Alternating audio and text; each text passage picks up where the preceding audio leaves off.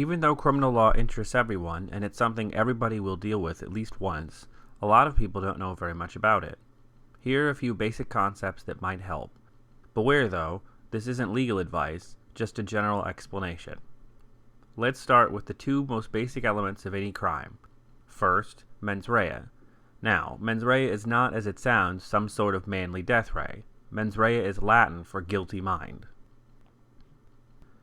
To commit a crime, you need to have a particular state of mind when you act. Obvious, right? Let's use an example. If you commit a criminal act like bank robbery, but you're sleepwalking, then you didn't act with a guilty mind, and so you didn't commit a crime. You have to act with a guilty mind at the exact time of the criminal act. So if you decided to murder someone, but on your way there you're not paying attention and you hit them with your car,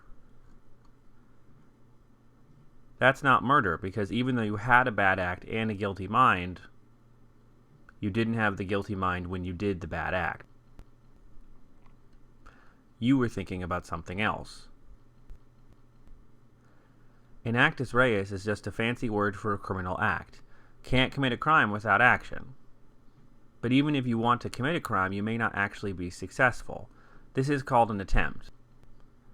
An attempt is a special crime that requires two things be present. First, the guilty mind, or the intent to commit a crime. Second, an act, something significant enough that the attempter is showing they really want to commit the crime, but not actually committing the entire crime. The world is full of criminals who didn't quite pull it off for all kinds of reasons. The difference in the criminal act is the important part. If you committed the whole act, it wouldn't be attempted robbery, it would just be robbery.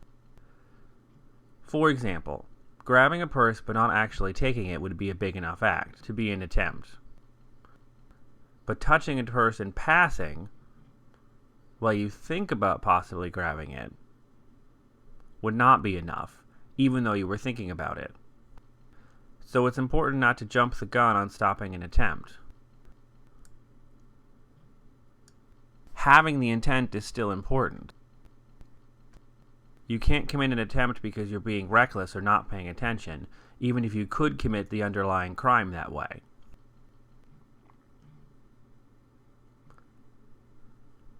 So while you can recklessly commit manslaughter,